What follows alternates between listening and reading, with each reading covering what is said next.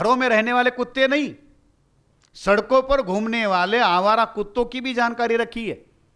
मगर उसी मोदी जी ने 59 पेज का एफिडेविट सुप्रीम कोर्ट में ओबीसी की सेंसस के विरोध में दाखिल किया। 59 पेज का। जिस मोदी जी के पास कुत्ते गिनने के लिए बजट है, कुत्ते गिनने के लिए डिपार्टमेंट है, मगर वही मोदी जी जो पिछड़ी जाति के नाम पर वोट मांगते हैं, वही मोदी जी सुप्रीम कोर्ट में 59 पेज का एफिडेविट लिख कर देते हैं कि ओबीसी की गिनती हम नहीं करेंगे। इस बार भी सवाल पूछा, नहीं करें। तो बैकवर्ड क्लासेस के लोगों को, जो पिछड़ी जाति के जो लोग हैं, इनको ये पता होना चाहिए कि उनके साथ क्या हो रहा है। संविधान ये कहता है कि ये देश यहां के रहने वाले लोगों के द्वारा चलाया जाएगा, इसलिए पहले लाइन पर लिखा we the people of India, हम भारत के लोग। तो हम भारत के लोग हैं, तो जो भी भारत है उसके सारे साधन संसाधनों में हमारी बराबरी की हिस्सेदारी होनी चाहिए। जवाहरलाल नेहरू ने आईआईटी बनाया, जवाहरलाल नेहरू ने एम्स बनाया, जवाहरलाल नेहरू ने इंडियन इंस्टीट्यूट ऑफ मैनेजमेंट बनाया। तरह तरह का कांग्रेस के लोग प्रचार करते कि नेहरू ने ये सारा बनाया, कांग्रेस के लोगों ने ये बनाया। एम्स बनाया भारत को महान बनाने के लिए, आईआईटी बनाया भारत को महान बनाने के लिए, इंडियन इंस्टीट्यूट ऑफ मैनेजमेंट बनाया भारत को महान बनाने के लिए। बहुत सारी चीजें वो कहते कि ये सारा काम कांग्रेस ने की। जब 51 से लेके ये सारी संस्थाएं काम कर रही थी, आईआईटी हो, एम्स हो, आईआईएम हो, ये सारी जब बैकवर्ड क्लासेस के लोगों के लिए, देश के लिए बनाई गई संस्थाएं थी, तो उसमें पिछड़ी जाति के लोगों को अपना अधिकार कब मिला? 2007 में उसमें रिजर्वेशन लागू हो गया। 55 साल तक उसमें ओबीसी के लोगों को रिजर्वेशन तक नहीं था। ये बना, भारत महान बना, तो क्या बैकवर्ड क्लासेस के लोगों को छोड़कर, एससी एसटी के लोगों को छोड़कर भारत महान हो सकता है? 45 सेंट्रल यूनिवर्सिटीज है भारत में। 2007 में सेंट्रल इंस्टीट्यूट में ओबीसी को रिजर्वेशन लागू हो गया। अब 27% रिजर्वेशन है, यानी जितने भी प्रोफेसर सेंट्रल यूनिवर्सिटी में होंगे उसमें हर चौथा प्रोफेसर ओबीसी का होना चाहिए। 45 यूनिवर्सिटीज है और 41 प्रोफेसर है, यानी एक यूनिवर्सिटी में एक भी प्रोफेसर हमारा पूरा नहीं आ रहा। यह आजादी के 75 साल बाद हमारे हाल है। पायल तडवी का नाम आप जानते होंगे। ये बॉम्बे में म्युनिसिपल कॉरपोरेशन में पोस्ट ग्रेजुएशन करने वाली एक हमारे अपने बहुजन समाज की लड़की, आदिवासी थी। वो जिस तडवी जाति से आती थी, आजादी के 70 साल में उस जाति की वो पहली पोस्ट ग्रेजुएट डॉक्टर थी। एक आदिवासी जाति को अपने अंदर एक डॉक्टर पैदा करने के लिए कितना समय लगा? 70 साल। इतनी तरक्की आपकी हो रही, इस फील्ड से आप आगे जा रहे हो। और जब वो पहली बार आजादी के 70 साल बाद वो लड़की वहां पोस्ट ग्रेजुएशन करती है, तो उसके सवर्ण रूममेट जो है, उसकी जो साथ में पढ़ने वाली जो लड़कियां है, उसकी हत्या कर देती, उसको सुसाइड घोषित कर देती कि तू तो आदिवासी है, तू यहां आकर क्या कर रही है? तू कंपाउंडरी का काम कर, नर्स का काम कर, ऑपरेशन थिएटर में सर्जरी करने का तेरा अधिकार कहां से आ गया? ये पायल तडवी ट्राइब थी। अब वो बाय फेथ, बाय रिलीजन, ये पायल तडवी मुसलमान थी। कितने लोगों को इसकी जानकारी थी? जानकारी नहीं होगी। वो ट्राइब है, इतनी जानकारी लोगों को होगी। तो एक डॉक्टर पैदा करने के लिए, एक आईआईटी, एक इंजीनियर पैदा करने के लिए अगर हमको 70 साल लगते हो, तो कैसे कहे कि ये देश और उस देश के अंदर रहने वाली जो जनता है ये आजाद है? अगर वो आजाद होती तो उसके साथ एक गैर बराबरी का व्यवहार नहीं होता। इसमें जो सब्जेक्ट में लिखा हुआ है कि ओबीसी की जाति आधारित गिनती नहीं हो रही, क्यों करेंगे ब्राह्मण?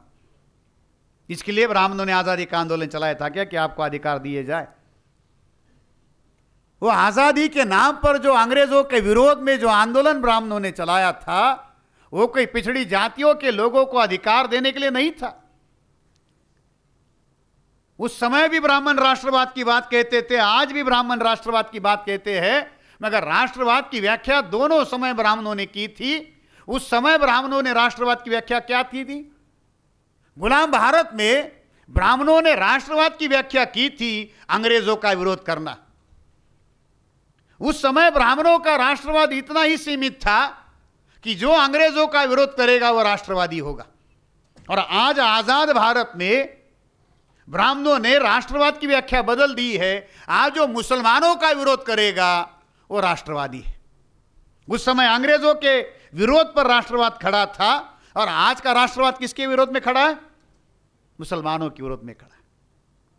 तो लव जिहाद से शुरू होता है तो कोरोना जिहाद तक आता है।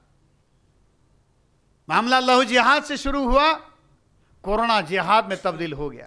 रोटी जिहाद से शुरू होते होते चूड़ी जिहाद तक आ गया कि मुसलमान अभी चूड़ी भी नहीं बेच सकता। अगर वो चूड़ी बेचने के लिए आपके बस्ती में आ गया, वो चूड़ी जिहाद हो जाएगा, रोटी जिहाद हो जाएगा। कर्नाटका में हिजाब से मामला शुरू हुआ, हलाल तक आ गया। शुरुआत हिजाब से कर दी और अब मामला कहां तक आ गया? हलाल तक आ गया। मामला शुरू कर दिया कि मस्जिदों के ऊपर लगे हुए जो लाउड स्पीकर है वो नीचे लगाए। फिर मामला यही नहीं रुका, फिर कार्यक्रम बनाकर दे दिया कि अब हनुमान चालीसा कहेंगे, तो हनुमान चालीसा का भी हमारे लोगों को लगा दिया। तो ये राष्ट्रवाद जो ब्राह्मण बनाकर हमारे लोगों को दे रहा है, उस समय भी अंग्रेजों के विरोध में इस्तेमाल करने के लिए देशभक्ति का सहारा ब्राह्मणों ने लिया कि वो जानते थे कि अंग्रेज भारत में ज्यादा देर रहे तो पिछड़ी जातियों के लोगों को हक अधिकार देंगे, और पिछड़ी जातियों के लोगों को अगर हक अधिकार मिल गए तो ये जो हमारे हजारों सालों के गुलामी वो आजाद हो जाए। आज भी संविधान में मिले हुए अधिकार हमको लागू ना हो, उसके लिए हम कोई लड़ाई ना लड़े, हमारे अंदर इन बातों की कोई पहल ना हो, इसके लिए वो सारी चीजें कर रहे। वो मुद्दे बनाकर दे देते हैं और उन मुद्दों के ऊपर हम लोग सोचते बैठते।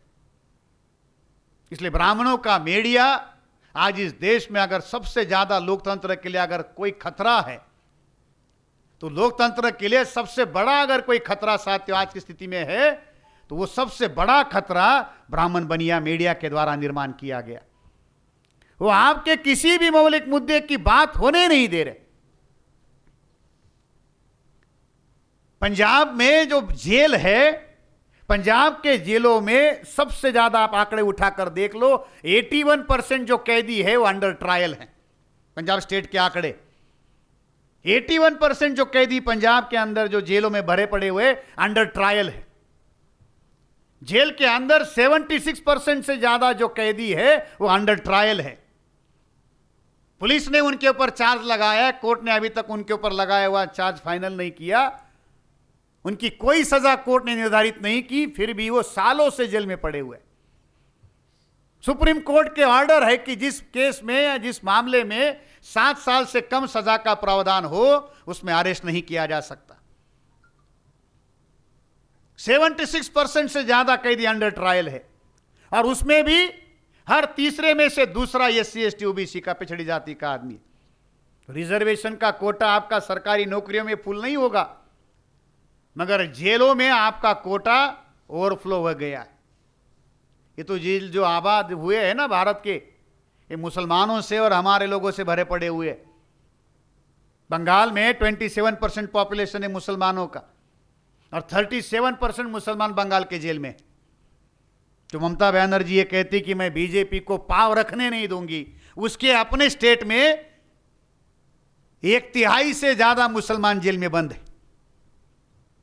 इस मामले में केवल बीजेपी नहीं है, सारी सरकारें वही कर रही है जो वो करती है।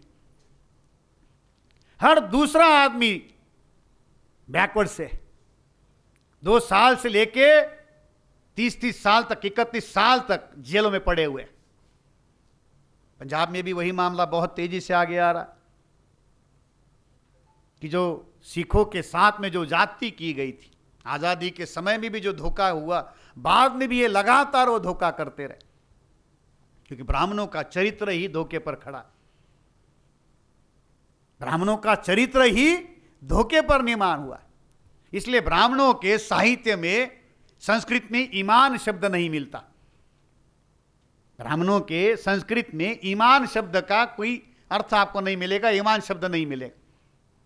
कि जिस चीज को उनको जरूरत ही नहीं है उसके बारे में सोचेंगे क्यों?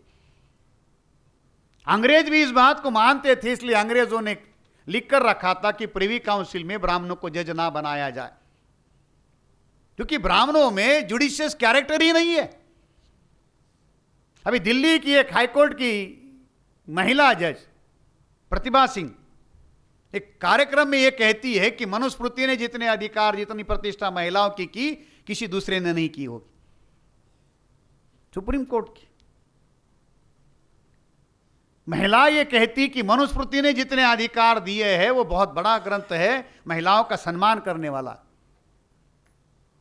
इस देश के जज, हाईकोर्ट और सुप्रीम कोर्ट के जज इस तरीके से मामले सुना रहे कि मोरनी मोर से प्रेग्नेंट नहीं होती, उसकी आंखों से जो मोती टिपकते हैं, आंसू टपकते हैं, उससे प्रेग्नेंट। इतनी बौद्धिक क्षमता रखने वाले जज हमारे देश में है। सुप्रीम कोर्ट में बैठे हुए, हाई कोर्ट में बैठे हुए, जो रिजर्वेशन के विरोध में, माइनॉरिटीज के विरोध में, आपके कॉन्स्टिट्यूशन के विरोध में खुलकर बोलते। ब्राह्मणों ने सारा एकाधिकार बना के रख दिया आजादी के नाम पर। कार्यपालिका पर ब्राह्मणों का कब्जा हो गया। देश की जो कार्यपालिका जो है उसके ऊपर ब्राह्मणों का कब्जा आ गया। लैटरल एंट्री, ये जो आज लैटरल एंट्री आपको परेशान कर रही है, ये जो कोलेजियम सिस्टम जजेस के लिए जो बनाया गया था, ये लैटरल एंट्री का ही तरीका है कि कोई एग्जाम देने की जरूरत नहीं। यहां चपरासी के लिए भी एग्जाम लिया जाता है, मगर हाईकोर्ट और सुप्रीम कोर्ट का जज बगैर एग्जाम का बन जाता है। राम अवधेश सिंह बिहार के एक सीनियर सांसद थे, तो बामसेब के कार्यक्रमों में हमेशा आते थे। उन्होंने अपने कार्यक्रम में, एक भाषण में उन्होंने बताया कि बिहार से एक सज्जन सुप्रीम कोर्ट के जज हुए, बाद में वो चीफ जस्टिस ऑफ इंडिया भी हुए। वो बिहार का वो आदमी तहसील कोर्ट का जो एग्जाम होता है मुंसिफ का, वो 2 बार फेल हो चुका था। जो आदमी तहसील का जो जज होता है उसकी एग्जाम 2 बार फेल हो चुका था, वही आदमी सुप्रीम कोर्ट का जज बना, बाद में चीफ जस्टिस ऑफ इंडिया हुआ। ये हो रहा है आज। न्यायपालिका का इस्तेमाल ब्राह्मण हमारे अधिकारों के विरोध में कर रहा है, कार्यपालिका का इस्तेमाल कर रहा है। 370 से ज्यादा लोकसभा की सीटों में 2019 के लोकसभा के चुनाव में ईवीएम में डाले गए वोट और मशीन के काउंटिंग में निकले हुए वोट मैच नहीं हुए। 373 लोकसभा की सीटों पर 3 साल से मामला सुप्रीम कोर्ट में चल रहा है। अभी आने वाले 2 सालों के बाद दूसरा चुनाव आ जाएगा, फिर भी केस चल ही रही है। जहां 373 लोकसभा की सीटों पर पोल्ड वोट और काउंट वोट मैच नहीं होते, कि सरकार किस तरीके से चल सकती है? किसी की चर्चा इसके ऊपर? सुप्रीम कोर्ट इस बात को लेकर चलाया जा रहा है, कुछ बात हो रही है? नहीं हो। मगर जिन लोगों के विरोध में साथियों ये साजिशें की जा रही है, उन लोगों को खबर ही नहीं कि ये किस तरीके से कर रहे हैं, क्योंकि उनको आपके और उन्होंने अपना तरीका बना के रखा हुआ। आजादी ब्राह्मण हासिल करना चाहते थे, ब्राह्मणों ने हासिल कर ली। आजादी के नाम पर उन्होंने हमारे साथ धोखा किया और आज सारा एकाधिकार बजट पर, सारे साधन संसाधनों पर उन्होंने बना के रख दिया। इसलिए आपके लिए उनके पास कोई चीज नहीं है। आपके अधिकारों की कोई बात वो करना नहीं चाहते, करना तो छोड़ो, सुनना नहीं चाहते। ये जो धोखा हुआ है, उस धोखे के पीछे क्या है, कैसे, लोगों को पता तो होना चाहिए। सारा एकाधिकार बजट पर बना के रख दिया, सारा एकाधिकार न्यायपालिका पर, कार्यपालिका पर बनाकर रख दिया, और फिर आपको कहा कि नहीं नहीं ये झंडा आप ले लो और उसको कहो कि आप आजाद हो। कैसे मानेंगे? Muslims, minorities, SC ST OBC सारे लोगों का अधिकार उठाकर देख लीजिए उनके साथ क्या व्यवहार किया गया। आज पार्लियामेंट में SC ST OBC का कोई रिप्रेजेंटेशन नहीं है, कोई रिप्रेजेंटेशन नहीं है। हमारी कोई नुमाइंदगी जो अपने अधिकारों की वहां लड़ने वाली बोली बोलने वाला कोई नहीं। बाबा साहब अम्बेडकर ये चाहते थे कि ये देश जब आज़ाद हो तो उस आज़ाद देश में हमारे लोग शासक बने, बहुजनों का शासन आ जाए। तो बहुजनों का शासन लाने के लिए उन्होंने ये सारी प्रक्रिया बनाई कि संविधान के माध्यम से देश चलेगा तो इस देश में कानून की व्यवस्था होगी, और कानून की व्यवस्था होगी, लॉ एंड ऑर्डर होगा, संविधान के मूल्यों पर यह नवा राष्ट्र निर्माण होगा, समता बंधुता के आधार पर राष्ट्र चलेगा। हुआ ऐसा कोई 75 साल में? अरे बाकी लोगों के साथ छोड़िए, जिनके पास ये संविधान को लागू करने की जिम्मेदारी थी, उस राष्ट्रपति को ब्राह्मणों ने नहीं छोड़ा। राष्ट्रपति को ब्राह्मणों ने नहीं छोड़ा। रामनाथ कोविंद जी बीजेपी के द्वारा राष्ट्रपति बनाए गए। साथियों, ब्राह्मणों ने एक बड़ा तरीका अपनाया। तो तरीका क्या है? जिस वर्ग के विरोध में ब्राह्मण प्रतिक्रांति कर रहे, जिस वर्ग के अधिकार छीनने का काम ब्राह्मण करते रहे, उसी वर्ग के आदमी को ब्राह्मण प्रतिक्रांति का नेतृत्व देते रहे। शेड्यूल कास्ट के विरोध में ब्राह्मण काम करते रहे, शेड्यूल कास्ट के ही एक आदमी को राष्ट्रपति बना दिया। राष्ट्रपति बन गए रामनाथ कोविंद जी। राष्ट्रपति होने के नाते जब वो सरकारी टूर पर होते थे, मंदिर में जाते थे, ब्राह्मण उनको कहते थे नहीं आ सकते, राष्ट्रपति को अंदर आने नहीं दिया। अभी जब राष्ट्रपति की टर्म उनकी खत्म हो गई तो उनको जो गवर्नमेंट के माध्यम से जो बंगला अलॉट किया गया, जानते कौन सा बंगला दिया गया उनको? अभी 15 दिन पहले की बात है, रामनाथ कोविंद जी को दिल्ली में रहने के लिए जो बंगला दिया गया मोदी सरकार के द्वारा, जानते कौन सा बंगला दिया गया? रामविलास पासवान जी जिस बंगले में रहते थे वो बंगला कोविंद जी को दिया गया। इसका मतलब जानते क्या है? जिस बंगले में 30 साल से रामविलास पासवान जी रहते थे, वही बंगला खाली उनको मिला रामनाथ कोविंद जी के लिए, एक दूसरी कोई जगह नहीं थी। ट्राइब के विरोध में प्रतिक्रांति ब्राह्मण कर रहे। छत्तीसगढ़ सरकार ने और एक कार्यक्रम बनाया आदिवासियों के लिए। कौन सा? तो ऐसा रामायण में यह कहा गया कि राम सीता को ढूंढते ढूंढते छत्तीसगढ़ के जंगलों से होते होते लंका गए। तो जिन जंगलों से वो गए, उन सारे जंगलों के रास्तों में तीर्थ स्थल बनाए जाएंगे, और वो सारा का सारा जो आदिवासी का जंगल है वो राम के नाम पर तीर्थ स्थल बनाने के लिए इस्तेमाल किया जाएगा। आदिवासी कहाँ रहेगा? क्या हो? क्योंकि वो मजाक बना के रखा हुआ है हर चीज का। इलाहाबाद हाईकोर्ट ने जो फैसला दिया था, जब बीएसपी की सरकार थी, प्रॉपर्टी को लेकर जब डिस्प्यूट हुआ था, तो फैसला भी अगर आप पढ़ लेते ना तो भी आपको समझ में आता। मुसलमान हाईकोर्ट में गए कि भाई ये जमीन हमारी है, ये जमीन के कागज हमारे पास है, प्रॉपर्टी के पेपर हमारे पास है, ये जमीन हमारे नाम कर दी जाए। इलाहाबाद हाईकोर्ट ने फैसला सुनाया कि इसके 3 हिस्से होंगे। एक हिस्सा मुसलमानों को जाएगा, एक हिस्सा जो है वो अखाड़े को जाएगा, और तीसरा हिस्सा किसको जाएगा? रामलला विराजमान, रामलला को तीसरा हिस्सा दिया जाएगा। क्यों? तो राम मंदिर में पैदा हुए, ये हमारी आस्था है। राम मस्जिद में पैदा हुए, ये हमारी आस्था है, और इस आस्था के आधार पर ये तीसरा हिस्सा हम राम को दे देते। दिया हाईकोर्ट ने। 1100 पेज का जजमेंट है साथियों, डाउनलोड कर लीजिए। 500 रुपए का खर्चा आएगा प्रिंट निकालने के लिए। हाईकोर्ट का फैसला नजीर बन जाती है, तारीख बन जाती है। वो 500 रुपए खर्चा करके उसका प्रिंट निकाल लीजिए, और वो प्रिंट निकाल कर आपके घरों में अगर कोई बेटा पैदा हो गया, पोता पैदा हो गया, तो जिस हॉस्पिटल में आपके घरों में जो महिलाएं उनकी डिलीवरियां होती है, आपका बेटा जिस हॉस्पिटल में पैदा होता है, वो हाईकोर्ट की ऑर्डर कॉपी लेकर वो डॉक्टर के पास जाओ कि मेरा बेटा यहाँ पैदा हो गया, ये हॉस्पिटल मेरे बेटे के नाम पर कर दो। अगर राम मस्जिद में पैदा हो गया, इस वजह से मस्जिद की जगह राम को मिल सकती है, तो मेरा बेटा इस हॉस्पिटल में पैदा हो गया, ये हॉस्पिटल मेरे बेटे के नाम पर कर दो। राम के पास बर्थ सर्टिफिकेट नहीं था, मेरे पास तो बर्थ सर्टिफिकेट भी है और हॉस्पिटल का बिल भी है, मिल जाना चाहिए। मजाक बना के रख दिया। वो आदिवासियों की जमीन राम के तीर्थ स्थल के नाम पर आदिवासियों से छीनकर, आदिवासियों को जबरन हिंदू बनाकर वहां घुसपैठ करने का काम शुरू कर दिया गया।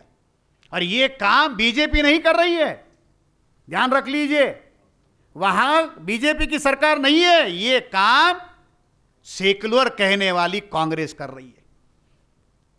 देश में 1 लाख से ज्यादा के मंदिर सरकार चलाती है, 1 लाख से ज्यादा के मंदिर सरकार चलाती है।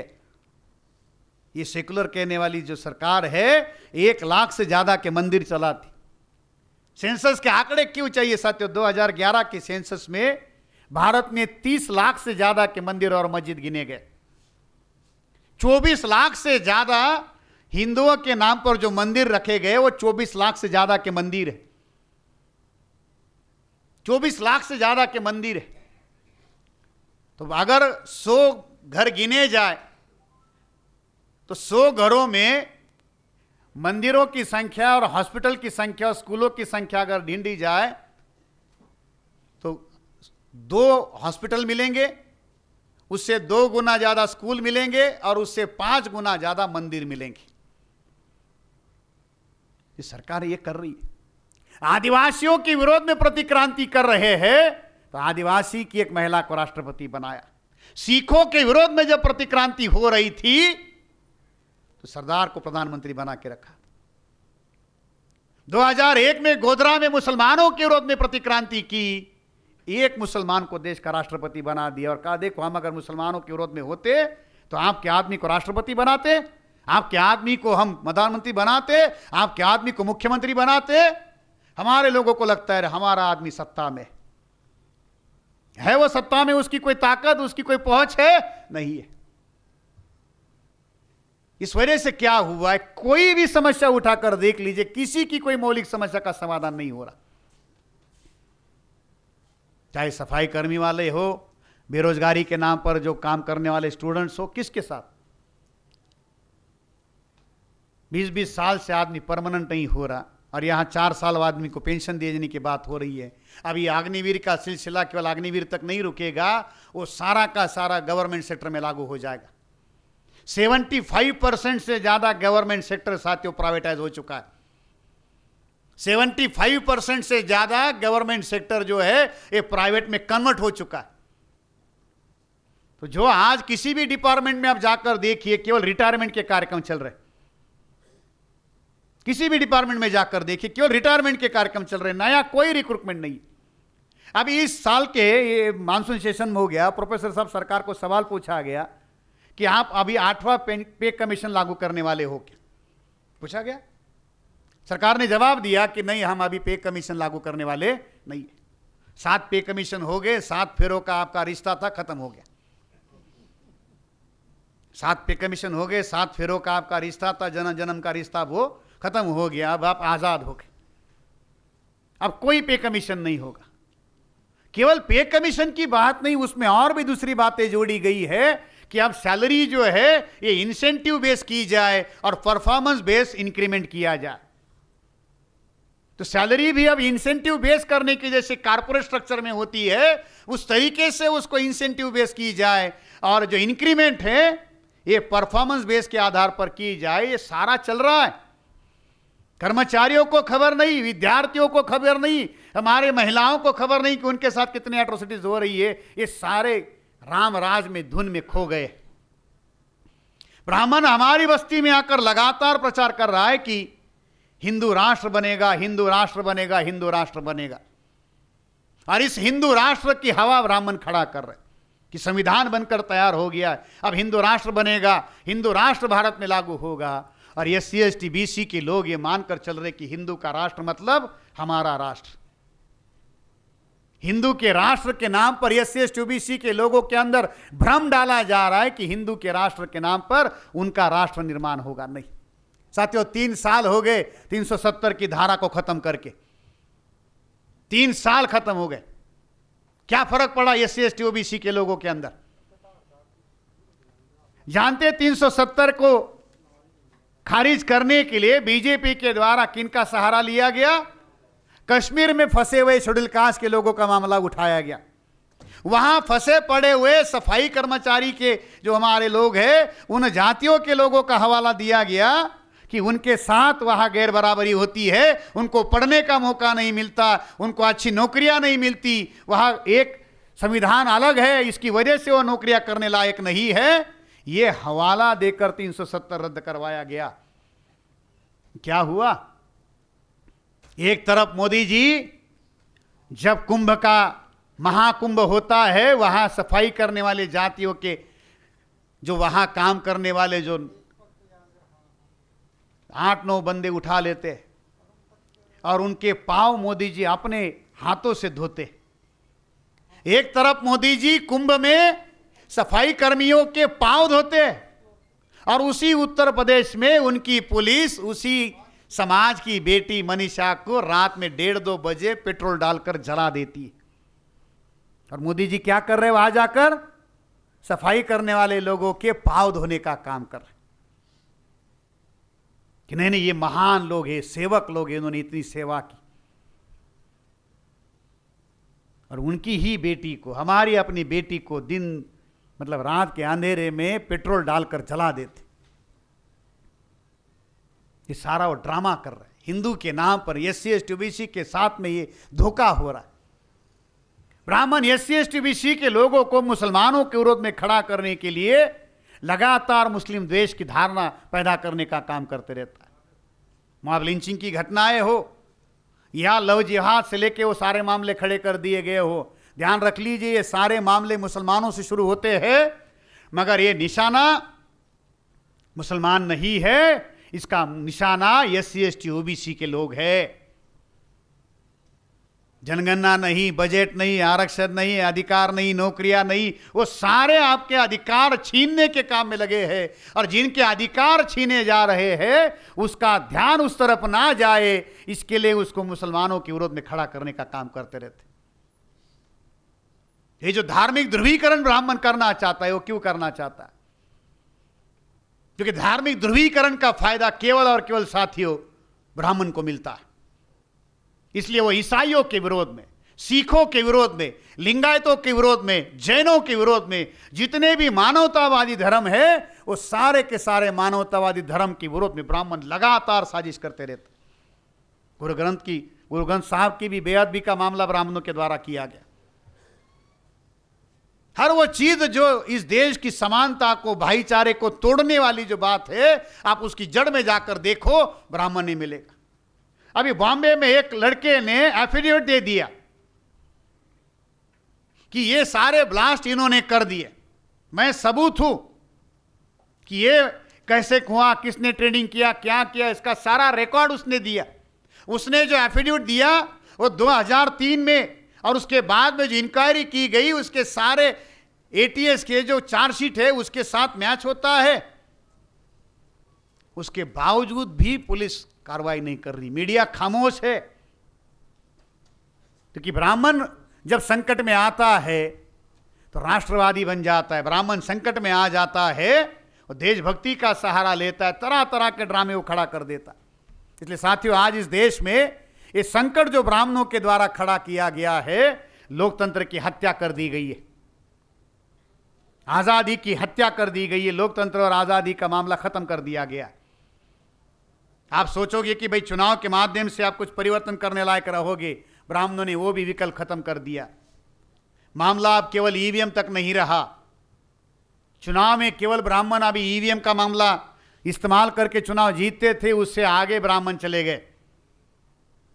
पिछले 2 सालों में बीजेपी के द्वारा CBI, enforcement department, income tax department, जितनी भी सारी गवर्नमेंट एजेंसीज है, वो सारी एजेंसीज का इस्तेमाल करके जो भी बैकवर्ड पार्टी के लोग थे या जो अपोजिशन में जो पार्टियां थी, उसकी सरकारें गिराकर अपनी सरकारें बनाने का काम उन्होंने शुरू कर दिया।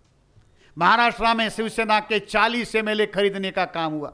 अभी झारखंड में सरकार गिराने की प्रक्रिया चल रही है। मध्य प्रदेश में कमलनाथ की सरकार बीजेपी ने इसी तरीके से गिराई। राजस्थान में वही तरीका अपनाया जा रहा था। 250 से 300 MLA बीजेपी ने इस पीरियड के दौरान पैसा देकर खरीदने के लिए वो तैयार है, बेचने के लिए आप तैयार नहीं हो, सुप्रीम कोर्ट आपके विरोध में है। सीबीआई आपके विरोध में है, ईडी आपके विरोध में है, हर वो चीज जो आपके विरोध में है उसका इस्तेमाल करके वो नियंत्रण करने के काम में लगे। अब एक एजेंसी ने भारत के लोकतंत्र के बारे में कहा कि भारत अब चुनावी तानाशाही में रूपांतरित हो गया है, इलेक्ट्रल ऑटोक्रेसी में कन्वर्ट हो गया है। दुनिया में कोई भी आदमी तानाशाह नहीं चुनता, तानाशाह कभी चुनाव नहीं लड़ते और कोई भी जनता अपने लिए तानाशाह नहीं चुनती, मगर भारत में हो रहा है। चुनावी तानाशाही, इलेक्ट्रल ऑटोक्रेसी में भारत तब्दील हो गया है। इसलिए अगर आप ये सोचोगे कि चुनाव के माध्यम से अगर आप कोई परिवर्तन करने के लिए जाओ, चाहे कांग्रेस हो, चाहे बीजेपी हो, या कोई बैकवर्ड लोगों की या अपर कास्ट लोगों की कोई पार्टी हो, ये सारे एक ही थाली के चट्टे पट्टे बनकर साथियों मिलकर ये काम करने में लगे हुए हैं। इसलिए हमारे पास एक ही और एक विकल्प है अपने आजादी के मामले को आगे बढ़ाने का, और वो एक ही तरीका है साथियों, वो तरीका है जन आंदोलन का। आप किसानों को न्याय देना चाहते हो, मांगकर न्याय मिलेगा? 13 महीने किसानों ने आंदोलन चलाया, न्याय मिला नहीं। मजदूरों के विरोध में कानून बनाए, मजदूरों को खबर ही नहीं कि उसके सारी सुरक्षा सरकार ने छीन ली। जमीनों पर आपका अधिकार था, छीन लिया। कितने लोगों को जानकारी की सरकार कितना धोखा आपके साथ कर रही है। दिल्ली में आप बहुत बार जाते होंगे साथियों, दिल्ली में द्वारका एरिया में अब अलग अलग एरिया में अपोलो हॉस्पिटल है, बड़ी ग्रुप ऑफ कंपनीज है उसकी। दिल्ली में इस अपोलो हॉस्पिटल को हॉस्पिटल बनाने के लिए भारत सरकार ने 15 एकड़ जमीन दी दिल्ली नेशनल कैपिटल में। और जानते हैं उस जमीन का कितना रेट ले लिया? 1 रुपया एकड़ से 15 एकड़ जमीन भारत सरकार ने अपोलो हॉस्पिटल को लीज पर दी। दिल्ली में आज की बात है ये, 1 रुपये एकड़ से 15 एकड़ जमीन दी तो 15 रुपए का लीज लिया केवल, और वो दिल्ली के हार्ट में हॉस्पिटल के नाम पर 15 एकड़ जमीन उसको दे दी। और यहां किसानों को एमएसपी की बात छोड़ो, जो उसका वाजिब अधिकार है वो देने के लिए सरकार तैयार नहीं है। तो आप जिन मुद्दों की भी चर्चा करो, उन सारे मुद्दों को समाधान करना चाहते हो, एक ही तरीका है, अपनी आजादी की लड़ाई लड़नी पड़ेगी। ज्योतिराव फुले, साहू महाराज, बाबा साहब ये कहते थे, अंग्रेजों की गुलामी राजनीतिक गुलामी है। राजनीतिक गुलामी से आजादी हासिल करना आसान काम है। ब्राह्मणों की जो गुलामी है, ये धर्मशास्त्रों की मानसिक गुलामी है, सांस्कृतिक गुलामी है। इसके विरोध में जब तक हम नहीं लड़ेंगे, जाति वर्ण और असमानता के विरोध में हम जब तक नहीं लड़ेंगे, तब तक हमारी आजादी हासिल नहीं होगी। इसलिए उन्होंने अपने आजादी की लड़ाई अलग से चलाई और उसके लिए वो समाज के अंदर जागरण करते रहे। जब तक आंदोलन था हमारे लोग लड़ते रहे। बाबा साहब अम्बेडकर के निर्वाण के बाद में हमारे लोगों ने आजादी की सोच छोड़ दी और वो अपने अपने तरीके से सोचने लगे। साथियों, जानते हैं दुनिया में आजादी का सबसे बड़ा दुश्मन कौन होता है? दुनिया में आजादी का सबसे बड़ा दुश्मन कोई तानाशाह, कोई हुकुमशाह या कोई जुल्मी राजा नहीं होता। साथियों, दुनिया में आजादी का सबसे बड़ा दुश्मन होता है संतुष्ट गुलाम। आजादी का सबसे बड़ा दुश्मन कौन है? संतुष्ट गुलाम। अगर गुलाम अपनी आजादी में संतुष्ट हो गया, जिस पिंजड़े में उसको रखा गया है उस पिंजड़े से ही उसको प्यार हो गया, तो जिस गुलामी के रूप में उसको पिंजड़े में बांध के रखा है उसी पिंजड़े से उसको प्यार हो जाए तो कैसे आजाद होगा? हमारी हालत यह है कि गुलामी की एहसास जहां से पैदा होता है वो एहसास ब्राह्मणों ने मिटा दिया। मान, सम्मान, स्वाभिमान, इसके बगैर साथियों दुनिया में कोई कौम आजाद नहीं हो सकती। तो ये आजादी की लड़ाई लड़ने के लिए हमको अपने आप को तैयार करने की जरूरत है। जिस मिशन के लिए हमारे महापुरुषों ने जीवन और जिंदगी कुर्बान की, वो लड़ाई अभी भी बाकी है। हम आजाद होंगे तभी हम अपने समाज को न्याय देने लायक होंगे। गुलामों की कोई सुनवाई नहीं होती, गुलामों की जायज बातों को नहीं माना जाता। इसलिए हमारे पास एक और एक ही तरीका है साथियों अपनी बातों को सफल करने का, अपनी आजादी की जंग के लिए अपने आप को तैयार करने का। इसलिए इस मंच के माध्यम से देश भर में हम बामसेब के माध्यम से साथियों इसके लिए कोशिश कर रहे हैं कि इस लड़ाई को लड़ने के लिए हम लोग पहल करें। अब इस पहल को करने के लिए साथियों हमको अपना समय, बुद्धि, पैसा, हुनर लगाना होगा। इस काम को करने के लिए साथियों समाज के अंदर जाकर काम करना होगा। ये काम समाज के पढ़े लिखे लोगों की जिम्मेदारी है। ये काम करते समय हमें हमारी निष्ठा और ईमानदारी के साथ करना होगा। यह आंदोलन है, पीढ़ियों को आजाद करने का मामला है, और इस आंदोलन को चलाने के लिए अपनी जीवन और जिंदगी की कीमत चुकानी पड़ती है। दुनिया में कोई भी कौम बगैर कुर्बानी के आजाद नहीं हुई। और कुर्बानी मतलब क्या है साथियों? केवल जान देना, इसको कुर्बानी नहीं कहते। दुनिया की कोई भी जंग मरकर जीती नहीं जाती। कुर्बानी का मतलब साथियों क्या है? जिन सिद्धांतों पर आपने आंदोलन निर्माण करने का फैसला किया, जिन सिद्धांतों पर आपने संगठन बनाया, उन सिद्धांतों पर आजीवन अमल करना यह कुर्बानी है। जिन जीवन मूल्यों को आपने चुना उसी के लिए आयुष्य भर समर्पित होकर काम करना, यह आपकी कुर्बानी है, यह आपका त्याग है, यह आपका समर्थन है, यह समर्पण है। और इसी के आधार पर साथियों समाज में विश्वास पैदा होता है। यह विश्वास आपके अमल से बनेगा। यह विश्वास प्रस्थापित करने की जिम्मेदारी हर मिशनरी कार्यकर्ता की है। इसके लिए हर कार्यकर्ता को पहल करने की जरूरत है। अगर आप अपने उद्देश्य, सिद्धांत, विचारधारा से भटक जाओगे, चाहे कितने भी बड़े क्यों ना हो, चाहे कितने भी महान क्यों ना हो, आपकी विफलता तय है। जिस दिन चलाने वाले अपने उद्देश्य और विचारधारा से भटक जाएंगे, वो इस मिशन को लीड करने लायक नहीं रहेंगे। मान्यवर जी कहा करते थे, जो इस आंदोलन में बेईमानी करने के लिए आएगा, कमाने के लिए आएगा, वो टिकेगा नहीं, और जो ईमानदारी से काम करेगा वो बिकेगा नहीं। उन्होंने हमको सबक दिया। होशियारपुर में मान्यवर जी का कैडर चल रहा था। उस कैडर में 30-35 ही लोग होंगे। कैडर सुनने के बाद में एक कार्यकर्ता ने मान्यवर जी को सवाल पूछा कि मान्यवर जी, आप जो कह रहे हो वो तो बहुत ज़्यादा प्रेरणा वाली बात है, और जल्दी हमारा सरकार होगा, हमारा राज होगा। मगर मान्यवर, हमारे मन में एक सवाल है, क्या गारंटी नहीं कि कल कांशीराम भी बिकेगा?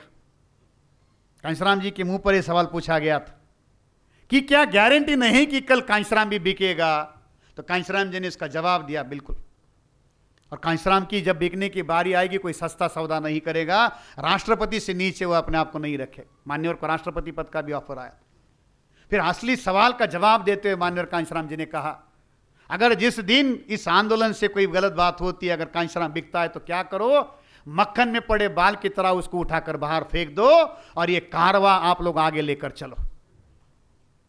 मान्यवर कांशीराम जी ने सिद्धांत सिखाया कि अगर कोई बेईमानी करता है, मक्खन में पड़े बाल की तरह उसको उठाकर बाहर फेंक दो। फिर उन्होंने आगे की बात कही, किसी व्यक्ति के पीछे मत जाओ।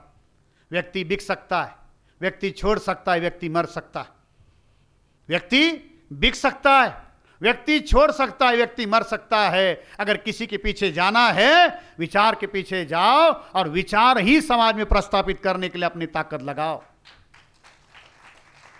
अगर हम अपने आंदोलन को बढ़ाना चाहते हैं साथियों, तो हमको समाज में विचार ही प्रस्थापित करना होगा। कोई व्यक्ति अगर हम समाज में स्थापित करने की कोशिश करेंगे, वो संभव नहीं हो पाएगा। इनकी महानता क्या है? जिन महानताओं को हमने आदर्श बनाया है, बुद्ध से लेके हमारे महापुरुषों के लिए, प्रोफेसर साहब हो, डीडी कल्याणी साहब हो, संगर साहब हो, या जो भी इस मिशन में आया, उनके जीवन का एक और एक ही लक्ष्य था, जिस विचार को वो समाज में लेकर गए उसको प्रस्थापित करने के लिए उन्होंने आजीवन वही काम किया। हमारे पुरखों ने काम किया, वही काम हमको करना चाहिए। अगर वो काम हम करेंगे तो साथियों, ना हमारे से कोई धोखा होगा, ना हम किसी से धोखा करने में। यही काम हमको करना होगा साथियों। जो टूट जाए वो अविश्वास होता है या अंधविश्वास होता है। जो टूट जाए वो अंधविश्वास। विश्वास कभी टूटता नहीं। विश्वास जागृति का पहला सिद्धांत। संगठन विश्वास के आधार पर टिकेगा। ये विश्वास कैसा विश्वास है? आपका आचरण उन्हीं सिद्धांतों पर, उन्हीं मूल्यों पर खड़ा होना चाहिए साथियों। इसीलिए जब बामसेब बनी तो बामसेब की नींव जो है वो त्याग और समर्पण के आधार पर रखी गई कि हम अपने समाज को देने के लिए बने। और इस बात को हर कार्यकर्ता को ध्यान में रखना है कि हमको यही नींव का पत्थर ही बनकर काम करना है। मिला दे खाक में हस्ती गर कुछ मर्तबा चाहे, कि दाना खाक में मिले गुले गुलजार होता। हमें अपनी हस्ती मिटानी पड़ेगी। उस हस्ती को मिटाने के लिए साथियों अपने आप को तैयार करने की जरूरत है। महान काम करना है, ये बड़ा व्यवस्था परिवर्तन का काम करना है, तो उतने ही बड़े त्याग और समर्पण के लिए अपने आप को तैयार करना होगा।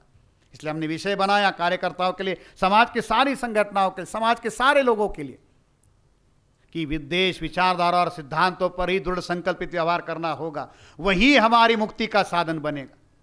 इसलिए साथियों इसी के आधार पर हम लोग काम कर रहे हैं। साथियों ये जो साल है, ये साल हमारे लिए बहुत ज़्यादा महत्वपूर्ण है।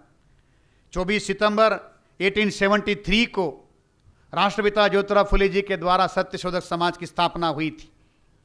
इस साल सत्यशोधक समाज की स्थापना को 150वां साल पूरा हो रहा है। तो हमने बामसेब के माध्यम से निर्णय लिया कि इस देश में पिछड़ी जातियों को जगाने के लिए, अतिशूद्रों को, शूद्रों को जगाने के लिए पहला संगठन फुले जी ने बनाया था, उसको 150 साल पूरे हो रहे। इसके उपलक्ष्य में पूरे देश भर में 10,000 कार्यक्रम हम लोग लेंगे और 24 सितंबर को उसका कार्यक्रम साथियों बॉम्बे से शुरू होगा। और इसका दूसरा बड़ा महत्वपूर्ण साल क्यों है, तो 6 दिसंबर 1973 को बामसेब का बीजारोपण हो गया था।